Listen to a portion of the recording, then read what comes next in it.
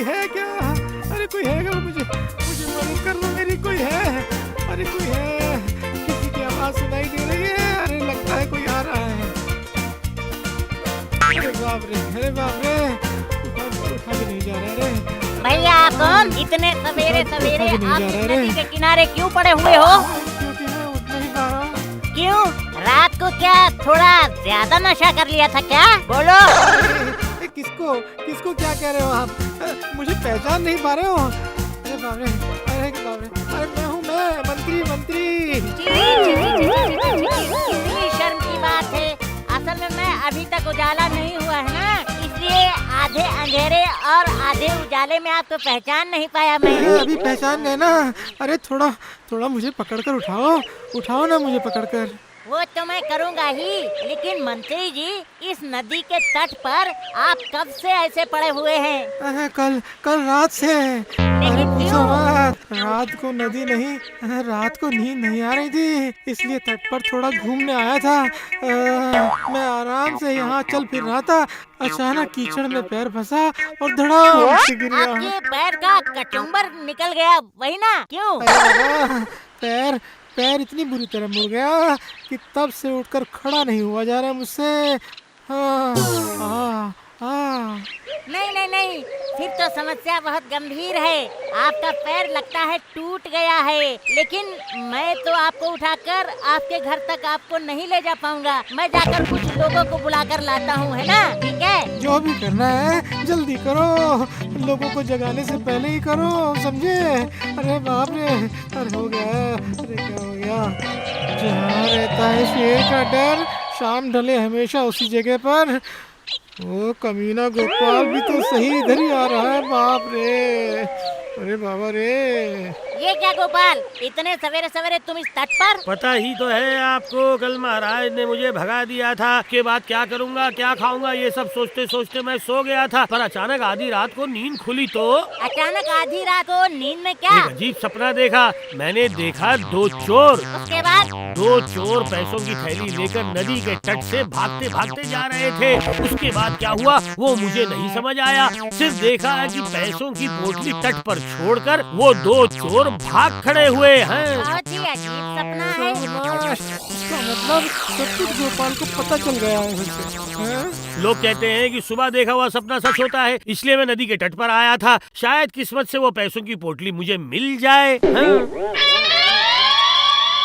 अरे ये कौन सोया हुआ है यहाँ पे? हमारे मंत्री जी हैं। ओ, सुना था कि महाराज भीष्म ने समाधि ग्रहण की थी, तो मंत्री जी ऐसी भूमि समाधि में क्यों है भला? कल रात को यहाँ घूमने आए थे, कीचड़ में पैर फिसल कर गिर गए। हे भगवान, क्या बोल रहे हैं? रात भर से यहीं पड़े हुए हैं, तो उठकर घर क्यों नहीं चले गए? कैसे जाऊं? गिरने के बाद मेरा पैर मुड़ गया, मुझसे खड़ा ही नहीं हुआ जा रहा है, टूटा हुआ लगता है, एकदम टुकड़े हो गए ऐसे लगता है। अरे बाबा, 2 टुकड़े लगते हैं। हे भगवान, देखिए तो क्या हो गया है। आपके इतने काम के पैर ऐसे धड़ाम करके टूट गए। तुम क्या थोड़ी सी मदद करोगे गोपाल? कैसे मदद करूं? मैं तो वैद्य नहीं हूं कि टूटे हुए पैर को जोड़ दूं। नहीं, तुम्हें वो सब करने की जरूरत नहीं है। चलो ना, 2 जन उन्हें पकड़कर मंत्री जी को उनके घर छोड़कर आते हैं, ठीक है? अच्छा, ये बात है। हाँ, वो तो मैं कर ही सकता हूँ, बिल्कुल कर सकता हूँ। आइए इन्हें उठाते हैं आराम से। पकड़िए, आप उस तरफ से पकड़िए, मैं इधर से पकड़ता हूँ। आइए, कितना दर्द हो रहा है मुझे।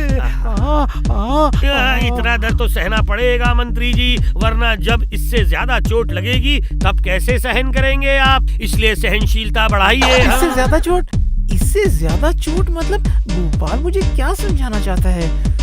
मेरे दिमाग में कुछ समझ नहीं आ रहा है मुझे। अरे बाप रे, धीरे धीरे, रे बहुत दर्द हो रहा है, रे बहुत ज्यादा दर्द हो रहा है, धीरे से चलो। हाँ, ठीक है, सब ठीक है, हम लोग धीरे धीरे चल रहे हैं। हाँ, आइए। हाँ, चलिए मंत्री जी, घर चलते हैं। चलिए छोटे छोटे कदम बढ़ा के मंत्री जी चले अपने घर।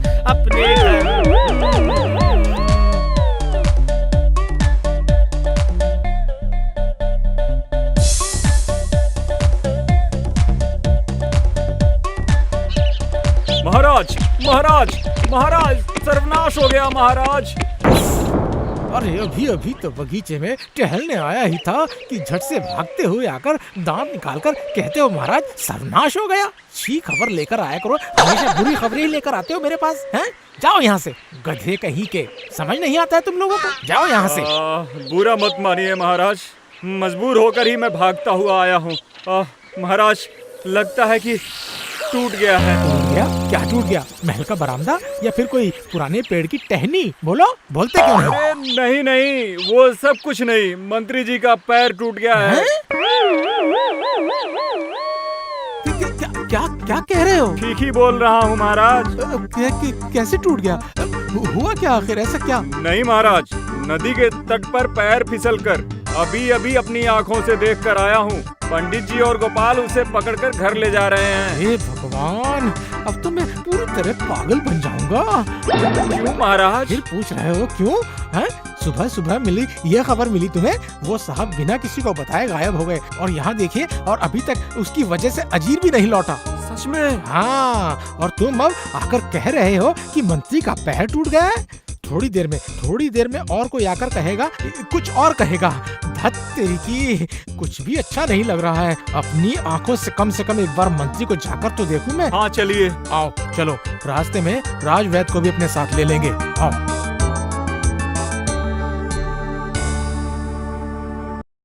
अरे बाबा रे, अरे माँ, अरे बाप, अरे बहुत तेज दर्द थोड़ा हो तो रहा सहन है। कीजिए, रास्ते में जब सेनापति से मुलाकात हो ही गई है तो फिर देखिएगा, वो जरूर महाराज को बताएंगे। महाराज को बताएगा? अच्छा, अरे पर महाराज को खबर देने के लिए किसने कहा था? अरे बाप रे। क्या बोल रहे हैं आप मंत्री जी? महाराज आपको कितना प्यार करते हैं? वो आपके इलाज के लिए सारा इंतजाम जरूर कर देंगे। हैं ठीक है, तुम्हें इसमें और दखल देने की जरूरत नहीं है। मुझे घर तक उठाकर लाए हो, मतलब ये मत समझो कि मुझे खरीद लिया तुमने। ये क्या कर डाला मंत्री तुमने? हाँ, इस बुढ़ापे में अपना पैर तोड़कर बिस्तर पर पड़े हो हैं?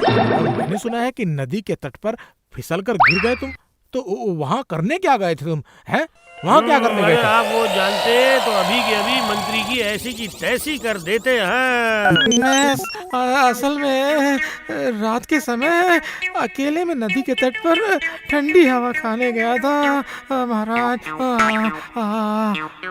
रात के समय अकेले नदी के तट पर हवा? आश्चर्य की बात है। राजवैद्य, मंत्री को देखिए, थोड़ा देखिए क्या हुआ है इसे। मैं अभी के अभी अपना इलाज शुरू कर देता हूँ महाराज। अरे बाप रे, अरे बाबा रे, बहुत दर्द हो रहा है, बहुत ज्यादा दर्द हो रहा है। वो चाहिए है या टूट गया है वो अभी पता नहीं लगेगा महाराज। पहले थोड़ा चूना और हल्दी का मिश्रण लगाना पड़ेगा और उसके साथ कुछ गोलियां भी लेनी पड़ेंगी। उसके बाद भी अगर ठीक नहीं हुआ तो फिर पक्का है कि टूट गया है। तब क्या? तब एक लाठी के सहारे आपके पैर को बांध कर रखना होगा पूरे 3 महीने। चलना फिरना सब बंद, नहीं तो टूटी हुई हड्डी जुड़ेगी नहीं। अरे वहाँ कोने में गमछे से मुंह लपेटकर कौन खड़ा है भला वहाँ? हैं? सामने आओ। असल में महाराज मेरा नाम है श्री गोपाल चंद्र परामानिक। गोपाल चंद्र परामानिक। तो फिर औरतों की तरह गमछे से अपना मुंह क्यों ढका हुआ है तुमने? हैं? बोलते क्यों नहीं? देखा, आप ही ने तो कहा था कि आप मेरा मुंह नहीं देखना चाहते। तुम तो मेरी बातों को बहुत मानते हो ना, जैसे हर समय तुम मेरी बातों को पत्थर की लकीर मानकर चलते हो। हैं? ठीक है, इस तरह यहाँ मत खड़े रहकर अपने मुंह से गमछा हटाओ। मैं और गोपाल ही मिलकर तो मंत्री जी को नदी के तट से यहाँ पर उठाकर लाए हैं। वाह वाह, गोपाल मंत्री को उठाकर लाया है। जैसे वो खुद वाकई में हल्के हैं। अरे इन दोनों का तो 36 का आंकड़ा है। वैसे आप मुझे चाहे तो साफ ही कहिए या नेवला कहिए, मैं हमेशा से ही दूसरों पे उपकार करता आया हूँ। मुश्किल में पड़े इंसानों की मदद करना ही मेरा धर्म है, इसलिए लोग काम हो जाने पर मेरा मुंह नहीं देखना चाहते। समझ गया। कल की घटना की वजह से तुम अब वापस मुझ पे ताना मार रहे हो, क्यों? वो आप जो भी चाहे कह सकते हैं महाराज। हाँ। लेकिन जिनको खुश करने के लिए कल तुम्हें मैंने कड़वी बातें कही, उन साहबों की तो आज सुबह से कोई खबर ही नहीं है। पता नहीं कहाँ गायब हो गए। बड़े मजे की बात तो ये है कि आधी रात को मंत्री जी कीचड़ में फिसल कर गिर गए। अच्छा महाराज, वो साहब रात के समय किसी गड्ढे में तो नहीं गिर गए ना? है बताइए। हाँ, बात तो तुमने गलत नहीं कही। हे सेनापति, कहिए महाराज। अभी के अभी आदमियों को लेकर जाओ और राज्य के सभी गड्ढे, सारे कोने, सारी जगह अच्छी तरह ढूंढ कर देखो। जाओ ढूंढो। अरे देखो साहब, कहीं अगर मिल जाए तो ढूंढो। जाओ ढूंढो। मैं अभी के अभी उन्हें ढूंढने का काम शुरू कर देता हूँ महाराज। पता नहीं क्यों सब रात को ही मरने के लिए बाहर निकलते हैं, पता नहीं क्यों। सुनो मंत्री, मैं भी जा रहा हूँ, ठीक है? राज गए तुम्हारा इलाज करेंगे, ठीक है? ठीक है महाराज, ठीक है महाराज, ठीक है महाराज, ठीक है। चलो गोपाल। मैं? हाँ तुम। लेकिन कल तो आपने मुझे नौकरी से बाहर निकाल दिया था ना महाराज। आज फिर से तुम्हें वापस लेने आया हूँ मैं। हाँ, क्यों समझते नहीं हो तुम? मंत्री अपना पाँव तुड़वाकर यहाँ पड़ा है। वो तो मैं देख ही रहा हूँ, लेकिन लगता नहीं कि 2 महीने से पहले ये ठीक हो पाएंगे। हाँ। तो फिर अब तो भांडगिरी के साथ साथ तुम्हें तो मंत्री की जिम्मेदारी भी संभालनी होगी। अरे मैं अकेले क्या सब कुछ संभालूंगा? बस हो गया बस। क्या हो गया? मेरी ऐसी की तैसी हो गई। क्या? तुम्हारी ऐसी की तैसी मतलब? इसके बाद भी आप पूछ रहे हैं कि क्यों? अरे बाप रे। असल में वो जीवन भर के लिए अपंग होने से डर रहे हैं महाराज। है ना मंत्री जी, बोलिए। हैं कमीने कहीं के? क्या कर रहे हैं आप? अभी से उठकर बैठने की कोशिश मत कीजिए। हैं तो चलिए महाराज, राज्य प्रशासन का बहुत काम पड़ा हुआ है, सब खत्म करना पड़ेगा ना। चलिए।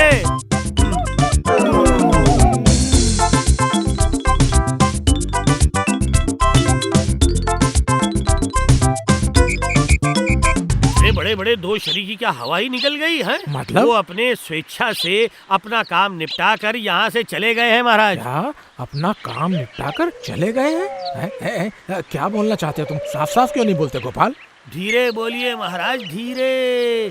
समय आने पर देखेंगे ये रहस्य से पर्दा अपने आप ही उठ जाएगा। मंत्री का पैर टूट ही गया है महाराज। क्या? ये क्या? हाँ, अभी उसके पैर में मैं काट बांध कर आया हूँ। अरे मंत्री का कितना बुरा समय चल रहा है। मंत्री कितने बुरे समय से गुजर रहे हैं। मतलब?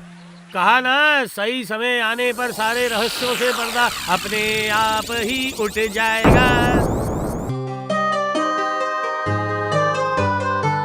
साहबों ने कहा था 1 महीने के बाद आकर 1 लाख का दोगुना 2 लाख देकर जाएंगे, लेकिन आज 1.5 महीना हो गया, दोनों साहब एक भी नहीं आए। दोनों में से कहीं मेरे पैसे लूट कर तो नहीं भाग गए दोनों के दोनों? कैसे हैं मंत्री जी? कैसा हूँ देख नहीं रहे हो? अंधे हो क्या? मेरे यहाँ क्यों आए हो? मजे लेने आए हो क्या? आप बेवजह मुझ पर गुस्सा हो रहे हैं। मैं हूँ राजवैद्य, महाराज के आदेश पर आपका इलाज करने के लिए आया हूँ मैं। इलाज? मेरा सर? किसी पर भी मुझे भरोसा नहीं है। जिन पर मैं राजा समझकर भरोसा किया वो मुझे टोपी पहनाकर गायब हो गए, और आप आए हो भरोसा जताने मुझ पर। ये क्या उल्टा पुल्टा बोल रहे हैं आप? राजा समझकर भरोसा? इन सब बातों का मतलब क्या है? क्यों? इनका मतलब समझकर क्या आप इन पर किताबें लिखेंगे? कोई नहीं चाहिए मुझे किसी पर भरोसा नहीं है, किसी पर विश्वास नहीं है। चले जाओ यहाँ से, मैं बोल रहा हूँ। है मंत्री, ज्यादा पागलपंती मत करो, नहीं तो तुम्हें पागल खाने में भिजवा दूंगा, समझे तुम? चुप करो, पागलों की तरह हरकतें मत करो तुम। ये तो रोने लगा। अभी तक तो सामान फेंक रहा था और अब बच्चों की तरह रोना शुरू कर दिया। गोपाल, मंत्री कहीं पागल तो नहीं हो गया ना? क्यों गोपाल? नहीं महाराज, वैसा कुछ भी नहीं है। असल में रहस्य से पर्दा उठने लगा है ना, तो रुकी मैं देखता हूँ, मैं अभी देखता हूँ। मंत्री जी, वो साहब तो वापस नहीं आए अब तक। ओहो, आपकी इतनी मेहनत से कमाए हुए 1 लाख रुपए 1 महीने में दुगना करने का लालच देकर वो सुबह होते ही आपको ठग कर चले गए मंत्री जी।